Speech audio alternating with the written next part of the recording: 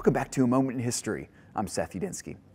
If you've ever gone on an adventure through any famous American historical sites, such as, for example, Old City, Philadelphia, or Valley Forge, or the nation's capital, you may have noticed a rather cryptic symbol on certain structures. It's a ruler with a compass surrounding the letter G.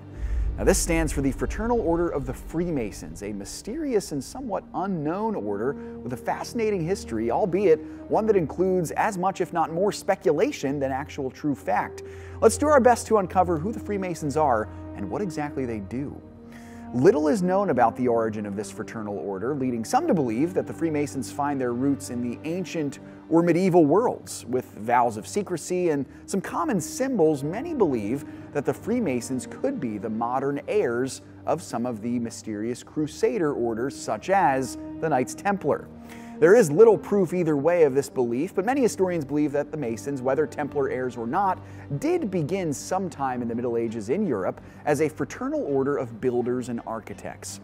They entered a more prominent place on the scene of history in the 18th century, particularly during the American Revolution. Now, why is this? Well, the reason is that a handful of the most influential men in the birth of America were members of this fraternal order, including our first president, George Washington, as well as Benjamin Franklin and Paul Revere.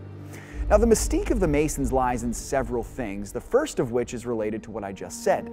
Many famous Americans and Westerners in general have belonged to this secret society, including the following: Presidents Franklin D. Roosevelt and Jerry Ford, the famous 18th century composer Wolfgang Amadeus Mozart, the 20th century African-American singer Nat King Cole, British Prime Minister Winston Churchill, American astronaut Buzz Aldrin, yes, the same one of the two who first landed on the moon in 1969, and the 19th century American folk hero Davy Crockett. Many have questioned how and why so many influential figures throughout history and in different countries and subcultures, no less, chose to join this brotherhood.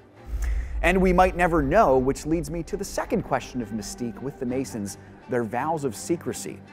Because this organization, like its possible ancestor, the Templars, leans into secrecy for its members, there is much speculation about what the Freemasons actually do. Some people believe they contribute to the rise and fall of governments and kingdoms and nation-states, while others believe they're actually the ones behind political disasters. Still, others have alleged that the Masons, though born out of an inherently Christian worldview and culture, and at least holding to some Christian imagery, are in fact a satanic organization where members are forced to pledge fealty to demonic spirits as part of their initiation rites. At the same time, the Masons are a philanthropic organization supporting many charitable endeavors, sometimes very lucratively. So, what do we make of this strange brotherhood? This, much like the specifics of the Freemasons, remains shrouded in mystery. Thanks so much for joining me once again for A Moment in History.